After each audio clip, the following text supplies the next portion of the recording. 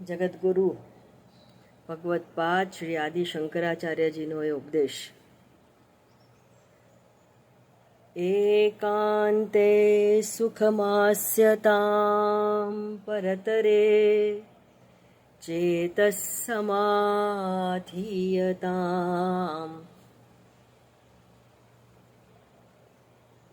દરેક શબ્દનું પાલન કરવું પડશે.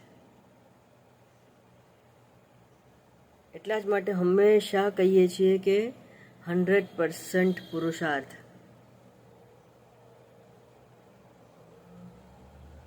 ગુરુ તો ટોર્ચ છે.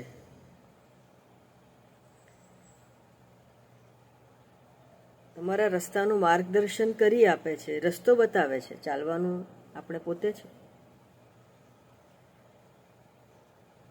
આત્મજ્ઞાન માટેની ઘણી બધી શરત, ઘણા બધા આદેશ, એમાંનું એક આ એકાંતે સુખમાસ્યતામ.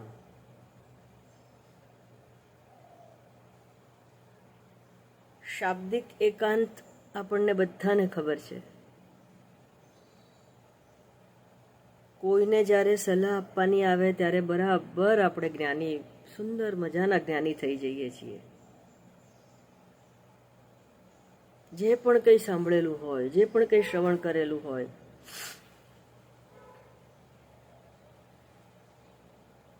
એ બધું બસ કોઈ મળવું જોઈએ, કોઈ ખાલી કાન મળવા જોઈએ. બોલવા માંડીએ છીએ, સલાહ આપવા માંડીએ છીએ, ઉપદેશ ચાલુ કરી દઈએ છીએ.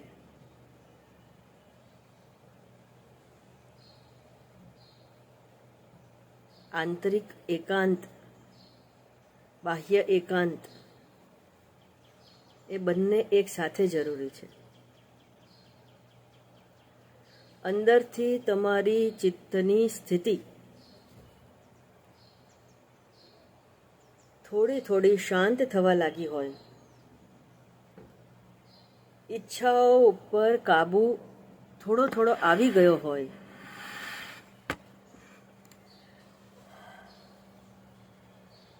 અને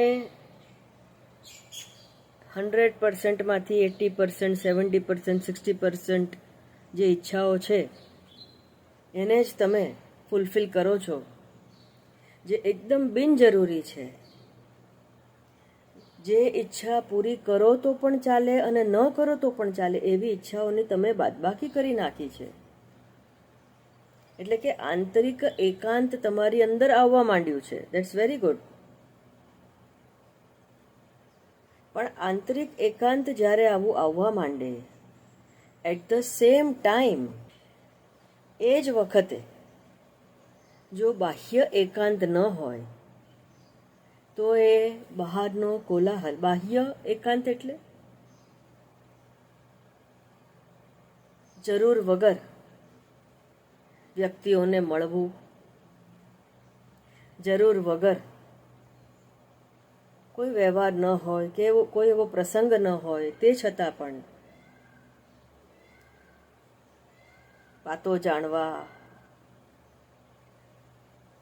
પ્રપંચ કરવા, નિંદા કોથલી કરવા, પહોંચી જવું કોઈના ઘરે, અથવા તો એવી વ્યક્તિઓને ઘરે બોલાવવા જે તમારી અંદરની જે આ બધી જાણવાની જે વૃત્તિ છે, ઇમ્પ્લિસિટી, જે આ પ્રપંચી અંદર બેઠો છે, એને એ પ્રપંચરૂપ છોડને જળ અને ખાતર આપવાવાળા વ્યક્તિઓની આજુબાજુ રહેવું, એને ત્યાં જવું અથવા તો એને આપણે ત્યાં બોલાવવા. કેમ? મારા કાનને તૃપ્તિ નથી થઈ, ઘણા વખતથી કંઈ સાંભળ્યું નથી, કોઈ શું કરે, ક્યાં જાય. પ્રવચનો સાંભળીને થોડુંક અંદરનું આંતરિક એકાંત આવ્યું. ઈશ્વરની મહાકૃપા હોય તો વાસનાઓ ઉપર થોડો થોડો કંટ્રોલ શરૂ થઈ જાય છે, બાકી તો પોસિબલ નથી.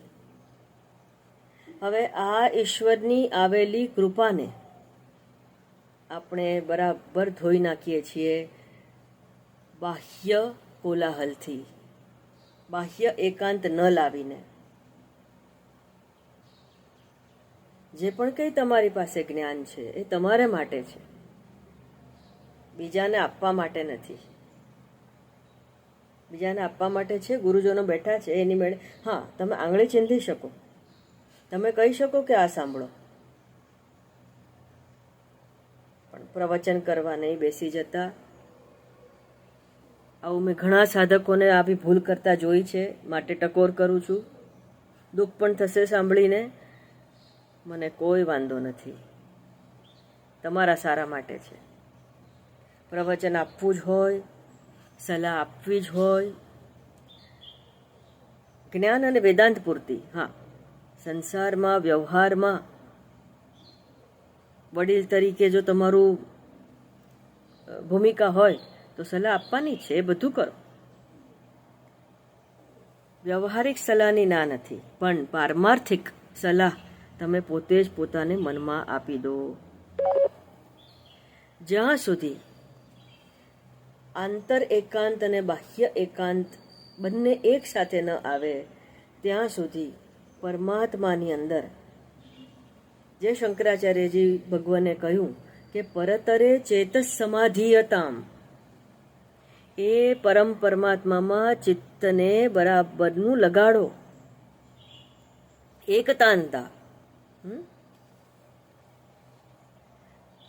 તાભ્યામ નિર્વિચિકિત્સેર્થે ચેતસઃ સ્થાપિતસ્ય યત એકતાનત્વમેતદ્ધિ નિધિધ્યાસનમ ઉચ્યતે. તાભ્યામ એટલે શ્રવણ મનનાભ્યામ, જે તમે શ્રવણ કરો છો ને એનાથી ઉપરતી આવે છે. શમ દમ તિતિક્ષા ઉપરતી શ્રદ્ધા સમાધાન, જે ચિત્ત શુદ્ધિ માટેની તમને વાતો કરીએ છીએ એને જીવનમાં ઉતારવી પડશે. લિટરલી ચિત્ત શુદ્ધિ કરવી પડશે, આંતરિક અને બાહ્ય રીતે શુદ્ધ થવું પડશે. એને માટે એકાંતની જરૂર છે.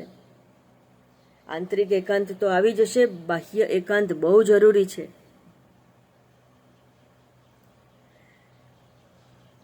ઇવન તમને એવું લાગે કે અહીંયા બધા ધાર્મિક લોકો જ ભેગા થયા છે તો જવામાં શું વાંધો છે? જવામાં વાંધો નથી, પણ ત્યાં જઈને પણ જો તમારા બિઝનેસની વાતો થતી હોય, ખાણીપીણીની વાત થતી હોય, શરીરની સુખાકારીની વાત થતી હોય, શબ્દ સ્પર્શ રૂપ રસ ગંધના વિષયોની વાતો થતી હોય, તો એવા સ્થાનમાં ન જવું, એવા ગેધરિંગમાં ન જવું. એવા જ લોકોની સાથે ઉઠો બેસો જેણે આંતરિક અને બાહ્ય એકાંતને સાધી લીધું હોય. અને એવું જો કોઈ તમને ન મળે તો તમે પોતે જ ઇનફ છો. You are more then enough. તમે તમારી સાથે બેસી શકો છો. યાદ રાખીએ, એકાંત એટલે માત્ર બાહ્ય પણ નહીં ચાલે. એક રૂમમાં બંધ કરીને બેસી ગયા અને અંદરથી એ વિષયોનો, વાસનાઓનો કોલાહલ થાય તો પણ નહીં ચાલે. બિનજરૂરી વાતો, બિનજરૂરી ઈચ્છાઓને માઇનસ કરી નાખો. એકાંત એની મેળે આવશે. એકાંત તો અંદર છે જ. એકાંત કોઈ લાવવાની વસ્તુ નથી. It is there inside, already existing.